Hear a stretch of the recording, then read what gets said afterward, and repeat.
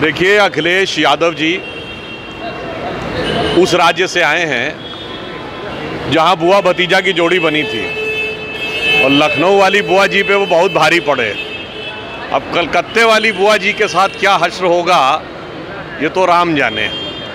हाँ, इतना ज़रूर मैं कहना चाहूँगा कि जब बंगाल का चुनाव हो रहा था तो ममता बनर्जी जी कई बार ये बोली कि उत्तर प्रदेश से बाहर से तमाम प्रकार का गुंडा लोग आता चला जा रहा है और संयोग से उत्तर प्रदेश से उनको गठबंधन करने के लिए वो पार्टी मिली जिसके लिए मैं नहीं कह रहा हूँ, ये लखनऊ वाली बुआ जी की पार्टी का नारा था, चढ़ गुंडन की छाती पर मोहर लगाओ हाथी पर। इसका अर्थ क्या हुआ कि जैसे कानून व्यवस्था को ध्वस्त करके आज पश्चिम बंगाल में जिस प्रकार का अव्यवस्था, भ्रष्टाचार और अपराधियों का बोलबाला यहाँ है, ऐसा ही कुछ उत्तर प्रदेश में समाजवादी पार्टी के शासनकाल में दिखाई पड़ता था।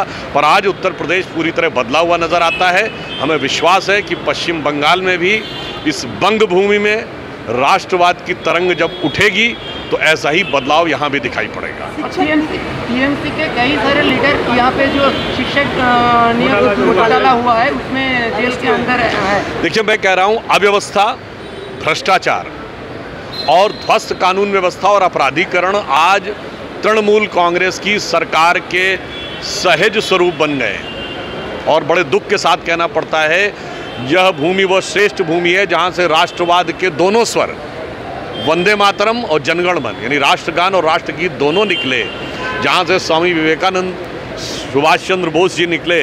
इतना सब कुछ जहां से निकला हो, वहां पर जो सबसे औद्योगिक दृष्टि से उन्नत शहर था कोलकाता, हम लोगों के बचपन में, आज का क्या स्थिति हो गई। मतलब आज मुंबई और वो तो छोड़िए, अब तो अहमदाबाद, हैदराबाद, बेंगलुरु से भी पीछे हो गए। इसलिए हम ये कह रहे हैं उसका मूल कारण अव्यवस्था, भ्रष्टाचार और कुशासन है। और 2024 के लिए बीजेपी का क्या स्ट्रेटेजी रहेगा यहाँ बंगाल में? हमारी स्ट्रेटजी बहुत साफ है। पिछले चुनाव में हमने आधी दूरी तय कर ली है और इस बार पूरी दूरी तय कर लेंगे। और लोकसभा में भी हमने 18 सीटें पाई थी, इस बार हम भगवान ने चाहा तो 30-32 से ऊपर आएंगे। पश्चिम बंगाल का विधानसभा चुनाव हो रहा था, अगर आपको याद हो, हमें 38% वोट मिले, हम मुख्य विपक्षी दल बने और उस समय बड़ा प्रचार किया गया जैसे भारतीय जनता पार्टी चुनाव हार गई, जबकि वास्तविकता ये है कि केवल 12 साल पहले चाइना के बाद अगर सबसे बड़ी पॉपुलेशन कम्युनिस्ट रूल में कहीं थी तो वो पश्चिम बंगाल में थी। उस बंगाल में जहां लाल का बोलबाला होता था, आज लाल भी गायब हो गया, हरा भी गायब हो गया और ममता जी चुनावी मंच से चंडी पाठ करती नजर आई और पत्रकारों में आप लोगों ने ये लिखा कि भगवा बनाम हल्का भगवा की राजनीति हो रही है। तो वही मैं कह रहा हूँ, हल्के तक, आधे तक इस बार पहुँचे थे।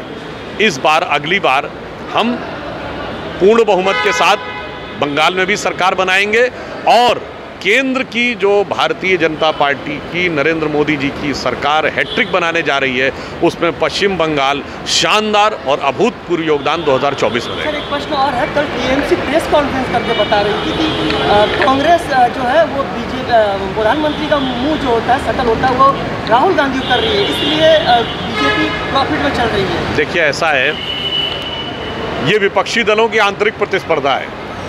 राहुल गांधी जी ने जो अपनी तथाकथित भारत जोड़ो यात्रा की थी, उसका ना प्रधानमंत्री जी के विराट व्यक्तित्व से कोई मतलब था, ना भाजपा से। वो केवल उन नेताओं को हैसियत दिखाने के लिए की थी जिनके मन में राष्ट्रीय ख्वाब पनप रहे थे।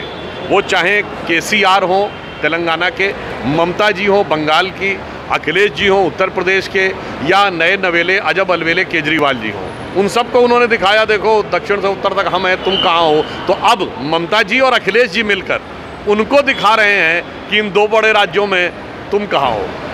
तो ये उन दोनों की आपसी लड़ाई है, इसका भाजपा से या मोदी से कोई मतलब